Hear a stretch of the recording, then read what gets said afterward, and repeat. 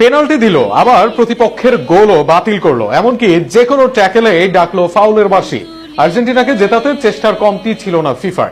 Argentine ভক্তরা বলেন তারা সুবিধা পান না, কিন্তু মাঠে দেখা গেল উল্টো চিত্র। আর্জেন্টিনার জন্য ফিফার প্রচেষ্টা নিয়ে থাকছে প্রতিবেদন। গত বিশ্বকাপে আর্জেন্টিনা দল পায় 6 পেনাল্টি। এই আসরে তাদের প্রাপ্তি 3টি পেনাল্টি। আর্জেন্টিনার চেয়ে আসরে বেশি পেনাল্টি পায়নি আর কোনো দল। দলটির নেই গতিশীল কোনো উইঙ্গার, মেসি বাদে অ্যাটাকিং মিডে বা আক্রমণ ভাগেও নেই প্লেয়ার দেখানোর তেমন কেউ। তবুও সবচেয়ে বেশি পেনাল্টি গিয়েছে আর্জেন্টিনার কাছে, অথচ এমন কিছুকে স্বাভাবিকভাবেই দেখছে আর্জেন্টিনার ভক্তরা। ম্যাচের শুরুতেই হেডে গোল হজম করে আর্জেন্টিনা দল। আতিয়ার বাড়ানো বল থেকে দুর্দান্ত হেডে আর্জেন্টিনার জালে বল জড়ান ডিফেন্ডার ইব্রাহিম। এরপরই যেন আর্জেন্টিনাকে সমতায় ফেরাতে তোড়জোড় রেফারির। ডিবক্সের ভেতরে সফট টাচে ডাকলো পেনাল্টি কল, এমনকি গোলে না ভিডিও অ্যাসিস্ট্যান্ট রেফারির কাছেও। আর্জেন্টিনার গোল হজমের মাত্র 6 মিনিটের মাঝেই পেনাল্টির ডাক রেফারির। তবে